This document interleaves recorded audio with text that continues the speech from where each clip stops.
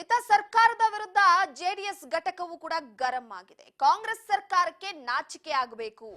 ಬೆಳಗಾವಿಯ ಸುವರ್ಣ ಸೌಧದೊಳಕ್ಕೆ ಗೂಂಡಾಗಳನ್ನ ಬಿಟ್ಟಿದ್ದಕ್ಕೆ ಪೊಲೀಸರಿಗೆ ಬಹುಮಾನವನ್ನ ಘೋಷಿಸಿದ್ದೀರಾ ಅಂತ ಪ್ರಶ್ನೆಯನ್ನ ಮಾಡಲಾಗಿದೆ. ಕಾಂಗ್ರೆಸ್ ಸರ್ಕಾರದ ವಿರುದ್ಧ ಜೆಡಿಎಸ್ ಘಟಕವು ಕೂಡ ಗರಂ ಆಗಿದೆ.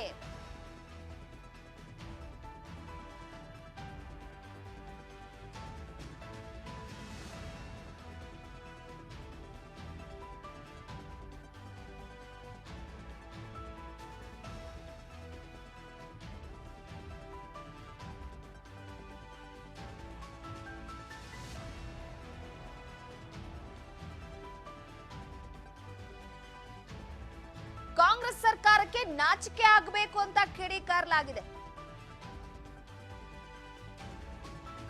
ಸುವರ್ಣ ಸೌಧದೊಳಗೆ ಗೂಂಡಾಗಳನ್ನ ಬಿಟ್ಟಿದ್ದಾರೆ. ಅಂತಹ ಪೊಲೀಸರಿಗೆ ಬಹುಮಾನವನ್ನ ಘೋಷಣೆ ಮಾಡಿದ್ದೀರಾ ನೀವು. ಸುವರ್ಣ ಸೌಧದ ಬಳಿಯೇ ಜನಪ್ರತಿನಿಧಿಗಳಿಗೆ ರಕ್ಷಣೆ ನೀಡದ ಆರಕ್ಷಕರಿಗೆ ಬಹುಮಾನವೇ ಅಂತ ಪ್ರಶ್ನೆಯನ್ನ ಮಾಡಲಾಗಿದೆ. ಕಾಂಗ್ರೆಸ್ ಸರ್ಕಾರಕ್ಕೆ ನಾಚಿಕೆ ಆಗಬೇಕು ಅಂತ ಅಧಿವೇಶನದ ವೇಳೆಯೇ ಓರ್ವ ವಿಧಾನ ಪರಿಷತ್ ಸದಸ್ಯರನ್ನ ಕೊಲ್ಲೋದಕ್ಕೆ ಸುವರ್ಣ ಸೌಧಕ್ಕೆ ಬರ್ತಾರೆ. ಕೊತ್ವಾಲ್ ಶಿಷ್ಯನ ಪಟಾಲೈನ್ ಪ್ರವೇಶಕ್ಕೆ ಅವಕಾಶ ನೀಡಿದ್ದಕ್ಕೆ ಪೊಲೀಸರಿಗೆ ಬಹುಮಾನ ನೀಡಿದ್ದೀರಾ ಅಂತ ಪ್ರಶ್ನೆ ಮಾಡಿದ್ದಾರೆ. ಸುವರ್ಣ ಸೌಧದಲ್ಲಿ ವಿಧಾನ ಪರಿಷತ್ ಸದಸ್ಯರನ್ನ ಕಾನೂನು ಬಾಹಿರವಾಗಿ ಬಂಧಿಸಿ ಎಳೆದೊಯ್ದಿದ್ದಕ್ಕೆ ಪೊಲೀಸರಿಗೆ ಬಹುಮಾನವನ್ನ ಕೊಡ್ತಾ ಇದ್ದೀರಾ. ಮೀಸಲಾತಿ ಕೇಳಿದ್ದಕ್ಕೆ ಲಾಠಿ ಚಾರ್ಜ್ ಮಾಡಿಸಿ ಪಂಚಮಸಾಲಿಗಳಿಗೆ ರಕ್ತ ಬರುವಂತೆ ಹೊಡೆದಿದ್ದಕ್ಕೆ ಪೊಲೀಸರಿಗೆ ಬಹುಮಾನವೇ ಎನ್ನುವ ಮುಖಾಂತರವಾಗಿ ಡಿಕೆ ಶಿವಕುಮಾರ್, ಸಿದ್ದರಾಮಯ್ಯನವರು ಹಾಗೆ ಡಾಕ್ಟರ್ ಪರಮೇಶ್ವರ್ ಅವರ ಕೈಗೊಮ್ಮೆಯಂತೆ ವರ್ತಿಸ್ತಾ ಇರುವ ಪೊಲೀಸರಿಗೆ ಬಹುಮಾನವೇ ಎನ್ನುವ ಮುಖಾಂತರವಾಗಿ ಜೆಡಿಎಸ್ ಕೂಡ ವಾಗ್ದಾಳಿಯನ್ನು ನಡೆಸಿರುವಂತದ್ದು ಗಮನಿಸ್ತಾ ಇರಬಹುದು ನೀವು. ಟ್ವೀಟ್ ಮಾಡಿರುವ ವಿಚಾರಕ್ಕೆ ಸಂಬಂಧಪಟ್ಟಂತೆ ಸಿದ್ದರಾಮಯ್ಯ ಸರ್ಕಾರ ಮಾಡ್ತಾ ಇರುವಂತಹ ಪಾಪದ ಕೆಲಸಗಳನ್ನ ರಾಜ್ಯದ ಜನತೆ ಕ್ಷಮಿಸಲ್ಲ. ಬೆಳಗಾವಿಯ ಸುವರ್ಣ ಸೌಧದೊಳಗಡೆ ಗೂಂಡಗಳನ್ನ ಬಿಟ್ಟಿದ್ದಕ್ಕೆ ಪೊಲೀಸರಿಗೆ ಬಹುಮಾನ ಕೊಡ್ತಿದ್ದೀರಾ. ಸುವರ್ಣ ಸೌಧದಲ್ಲಿ ವಿಧಾನ ಪರಿಷತ್ ಸದಸ್ಯನಿಗೆ ರಕ್ಷಣೆ ಇಲ್ಲ. ಓರ್ವ ಜನಪ್ರತಿನಿಧಿಗೆ ರಕ್ಷಣೆ ನೀಡದಂತ ಆರಕ್ಷಕರಿಗೆ ಬಹುಮಾನವೇ. ಅಧಿವೇಶನದ ವೇಳೆಯೇ ಓರ್ವ ವಿಧಾನ ಪರಿಷತ್ ಸದಸ್ಯನನ್ನ ಕೊಲ್ಲೋದಕ್ಕೆ ಬರ್ತಾರೆ. ಸುವರ್ಣ ಸೌಧಕ್ಕೆ ಕೊತ್ವಾಲ್ ಶಿಷ್ಯನ ಪಟಾಲೈನ್ ಪ್ರವೇಶಕ್ಕೆ ಅವಕಾಶ ನೀಡಿದ್ದಕ್ಕೆ ಪೊಲೀಸರಿಗೆ ಬಹುಮಾನ ನೀಡಿದ್ದೀರಾ ಎನ್ನುವ ಮುಖಾಂತರವಾಗಿ ಈ ಕೆಲಸಗಳನ್ನ ರಾಜ್ಯದ ಜನತೆ ಎಂದಿಗೂ ಕ್ಷಮಿಸಲ್ಲ ಎನ್ನುವ ಮುಖಾಂತರವಾಗಿ ಹ್ಯಾಶ್ಟ್ಯಾಗ್ ಅನ್ನ ಬಳಸಲಾಗಿದೆ, ಹಿಟ್ಲರ್ ಸರ್ಕಾರ ಅಂತ. ಸದ್ಯದ ಮಟ್ಟಿಗೆ ಕಾಂಗ್ರೆಸ್ ಸರ್ಕಾರಕ್ಕೆ ನಾಚಿಕೆ ಆಗಬೇಕು ಎನ್ನುವ ಮುಖಾಂತರವಾಗಿ ಈ ಬಗ್ಗೆ ಮತ್ತಷ್ಟು ಅಪ್ಡೇಟ್ ಕೊಡ್ತಾ ಹೋಗ್ತಾರೆ ನಮ್ಮ ಪ್ರತಿನಿಧಿ ರೇಣುಕಾ ಸಂಪರ್ಕದಲ್ಲಿದ್ದಾರೆ. ರೇಣುಕಾ, ಪ್ರಮುಖವಾಗಿ ಕಾಂಗ್ರೆಸ್ ಸರ್ಕಾರದ ಈ ನಿರ್ಧಾರವನ್ನ ಖಂಡಿಸಿ ವಿಪಕ್ಷಗಳು ಕೆಂಡಾಮಂಡಲರಾಗಿದ್ದಾರೆ. ಅದರಲ್ಲೂ ಕೂಡ ಸುವರ್ಣ ಸೌಧದಲ್ಲಿ ಖಾಕಿ ಸರ್ಪಗಾವಲಿದ್ರೂ ಕೂಡ, ಅಷ್ಟು ಭದ್ರತೆ ಇದ್ರೂ ಕೂಡ ಹೋಗಿ ಓರ್ವ ಪರಿಷತ್ ಸದಸ್ಯರ ಮೇಲೆ ಹಲ್ಲೆ ನಡೆಸುವಂತಹ ವಿಚಾರವನ್ನ ಖಂಡಿಸಿ ಈಗ ಪ್ರಶ್ನೆಯನ್ನ ಮಾಡುವ ಮುಖಾಂತರವಾಗಿ ಸರ್ಕಾರಕ್ಕೆ ಮತ್ತೆ ಚಾಟಿ ಬೀಸಲಾಗ್ತಿದೆ. ಈ ಬಗ್ಗೆ ಮಾಹಿತಿ ಕೊಡೋದಾದ್ರೆ ರೂಪ ಏನು ಕಳೆದ 3 ದಿನಗಳಿಂದ ಬೆಳಗಾವಿ ಅಧಿವೇಶನ ಮುಗಿದ್ರೂ ಕೂಡ ಅಲ್ಲಿರ್ತಕ್ಕಂಥ ಒಂದಿಷ್ಟು ಘಟನೆಗಳಿಗೆ ಈಗ್ಲೂ ಕೂಡ ಕಾಂಗ್ರೆಸ್ ಮತ್ತೆ ಜೆಡಿಎಸ್ ಬಿಜೆಪಿ ಮಧ್ಯೆ ಮಾತಿನ ಜಟಾಪಟಿ ನಡೀತಾನೆ ಇದೆ.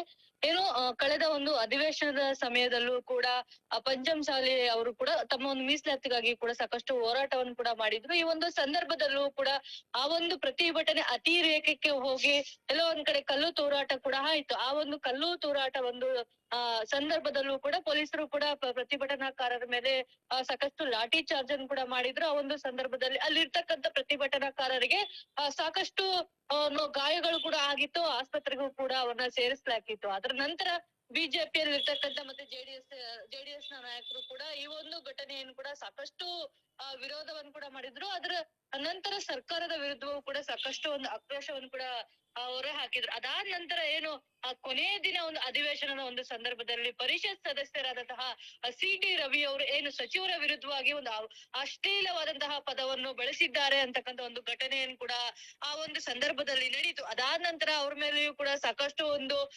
ದಾಳಿಗಳು ಕೂಡ ಆದ್ವು. ಏನು ಲಕ್ಷ್ಮೀ ಹೆಬ್ಬಾಳ್ಕರ್ ಅವರ ಬೆಂಬಲಿಗರು ಕೂಡ ಅವ್ರ ಮೇಲೆ ಸುವರ್ಣ ಸೌಧದ ಆವರಣದಲ್ಲಿನೇ ಅವರ ಮೇಲೆ ಒಂದು ದಾಳಿಗೂ ಕೂಡ ಮುಂದಾದ್ರು. ಆ ಒಂದು ಸಂದರ್ಭದಲ್ಲೂ ಕೂಡ ಅಲ್ಲಿ ನಡೆದಿರ್ತಕ್ಕಂಥ ಒಂದಷ್ಟು ಮಾರ್ಷಲ್ಗಳು ಇರ್ಬೋದು, ಪೊಲೀಸರುಗಳು ಇರ್ಬೋದು, ಅವರನ್ನು ತಡೆಯುವ ಪ್ರಯತ್ನವೂ ಕೂಡ ಆಯ್ತು. ಅದಾದ ನಂತರ ಏನು ಅವರನ್ನ ಅರೆಸ್ಟ್ ಮಾಡ್ಲಾಗುತ್ತೆ. ಅರೆಸ್ಟ್ ಆದ ನಂತರ ಎಲ್ಲರಿಗೂ ಗೊತ್ತಿರುವಂತಹ ವಿಚಾರ, ಇಡೀ ರಾತ್ರಿ ಕೂಡ ಆ ಒಂದು ಬೆಳಗಾವಿ ಸುತ್ತಮುತ್ತ ಇರ್ತಕ್ಕಂಥ ಎಲ್ಲಾ ಪೊಲೀಸ್ ಠಾಣೆಗಳಿಗೂ ಕೂಡ ಅವರನ್ನು ಸುತ್ತಾಡಿಸ್ತಾ ಹೋದ್ರು. ಇದನ್ನೆಲ್ಲವನ್ನೂ ಕೂಡ ಬಿಜೆಪಿ ಮತ್ತು ಜೆಡಿಎಸ್ ಕೂಡ ಸಾಕಷ್ಟು ಖಂಡಿಸಿತ್ತು. ಏಕಾಏಕಿಯಾಗಿ ಪರಿಷತ್ ಸದಸ್ಯರನ್ನು ಈ ರೀತಿಯಾದಂತಹ ವರ್ತನೆ ಮಾಡ್ಕೊಂಡಿದ್ದಾರೆ. ಅದು ಕಾಂಗ್ರೆಸ್ನ ಒಂದು ಕೈಗೊಂಬೆಯಾಗಿ ಈ ರೀತಿಯಾದಂತಹ ಪೊಲೀಸ್ ಅವರು ಕೂಡ ಕೆಲಸ ಮಾಡ್ತಿದ್ದಾರೆ ಅಂತ ಹೇಳಿ ಕೂಡ ಸಾಕಷ್ಟು ವಾಗ್ದಾಳಿಯನ್ನು ಕೂಡ ನಡೆಸಿದ್ರು. ಅದಾದ ನಂತರ ಇದೀಗ ಏನು ಪೊಲೀಸ್ ಇಲಾಖೆಯಿಂದ ಅಲ್ಲಿ ಇನ್ಸ್ಪೆಕ್ಟರ್ ಗಳಿಗೆ ನೀವು ಸುವರ್ಣಸೌಧದಲ್ಲಿ ಏನೆಲ್ಲ ಕೆಲಸ ಮಾಡಿದೀರಾ ಆ ಒಂದು ಕೆಲಸಕ್ಕೆ ಅತ್ಯುತ್ತಮವಾಗಿ ನೀವು ಕಾರ್ಯನಿರ್ವಹಿಸಿದ್ದೀರಾ ಅಂತೇಳಿ ಕೂಡ ಪ್ರತಿಯೊಬ್ಬರಿಗೂ ಕೂಡ ಈಗಾಗ್ಲೇ ಏನು 10,000 ಬಹುಮಾನವನ್ನು ಕೂಡ ಘೋಷಣೆ ಮಾಡಿದ್ದಾರೆ. ಆ ಒಂದು ವಿರುದ್ಧವೂ ಕೂಡ ಈಗಾಗ್ಲೇ ಶಾಸಕರಾದಂತಹ ಯತ್ನಾಳ್ ಅವರು ಕೂಡ ತಮ್ಮ ಎಕ್ಸ್ ಖಾತೆ ಮೂಲಕ ಸರ್ಕಾರದ ವಿರುದ್ಧ ಮತ್ತೆ ಪೊಲೀಸ್ ಇಲಾಖೆಯ ವಿರುದ್ಧವಾಗಿ ಸಾಕಷ್ಟು ವಾಗ್ದಾಳಿಯನ್ನು ಕೂಡ ಈಗಾಗಲೇ ನಡೆಸಿರುವಂತದ್ದು. ಪಂಚಮಸಾಲಿ ಹೋರಾಟ ನಡೆದಿರ್ತಕ್ಕಂಥ ಒಂದು ಪ್ರತಿಭಟನಾಕಾರರ ಮೇಲೆ ಲಾಠಿ ಚಾರ್ಜ್ ಮಾಡಿರುವಂತದ್ದು, ಅದೇ ರೀತಿಯಾದಂತಹ ಪರಿಷತ್ ಸದಸ್ಯರನ್ನು ಅರೆಸ್ಟ್ ಮಾಡಿದ್ದಕ್ಕಾಗಿಯೇ ಇವ್ರಿಗೆ ಬಹುಮಾನವನ್ನು ಸರ್ಕಾರ ಘೋಷಣೆ ಮಾಡಿದೆ ಅಂತ ಹೇಳಿ ಕೂಡ ಈಗಾಗಲೇ ಟ್ವೀಟ್ ಮೂಲಕ ಕಿಡಿಯನ್ನು ಕೂಡ ಕಾಡಿರುವಂತದ್ದು. ಅದೇ ರೀತಿಯಾದಂತಹ ಜೆಡಿಎಸ್ ಪಕ್ಷವು ಕೂಡ ಈಗಾಗಲೇ ಕಾಂಗ್ರೆಸ್ನ ಈ ಒಂದು ನೀತಿಯನ್ನು ವಿರೋಧಿಸಿ ಮತ್ತೆ ಪೊಲೀಸರಿಗೆ ಬಹುಮಾನವನ್ನು ಘೋಷಣೆ ಮಾಡಿದ್ರಿಂದ ಅದರ ವಿರುದ್ಧವಾಗಿಯೂ ಕೂಡ ಈಗಾಗಲೇ ಆಕ್ರೋಶವನ್ನು ಕೂಡ ವ್ಯಕ್ತಪಡಿಸಿರುವಂತದ್ದು. ಸುವರ್ಣ ಸೌಧದಲ್ಲಿ ಏನೆಲ್ಲ ಘಟನೆಗಳಿಗೆ ಸಾಕ್ಷಿಯಾಗಿದೆ ಆ ಒಂದು ಸಂದರ್ಭದಲ್ಲಿ ಪೊಲೀಸರ ಒಂದು ಕರ್ತವ್ಯ ಲೋಪವೂ ಕೂಡ ಇದೆ. ಅಲ್ಲಿ ಇರ್ತಕ್ಕಂಥ ಒಂದಿಷ್ಟು ಗೂಂಡಗಳನ್ನು ಸುವರ್ಣಸೌಧ ಒಳಗಡೆ ಬಿಡ್ತಾರೆ. ಆ ಸದಸ್ಯರ ಮೇಲೆ ದಾಳಿ ಮಾಡ್ಲಿಕ್ಕೆ ಪ್ರಮುಖ ಕಾರಣಗಳು ಕೂಡ ಅವರೇ ಹಾಕ್ತಾರೆ. ಪ್ರತಿಭಟನಾಕಾರರ ಮೇಲೆ ಲಾಠಿ ಚಾರ್ಜ್ ಮಾಡ್ತಾರೆ.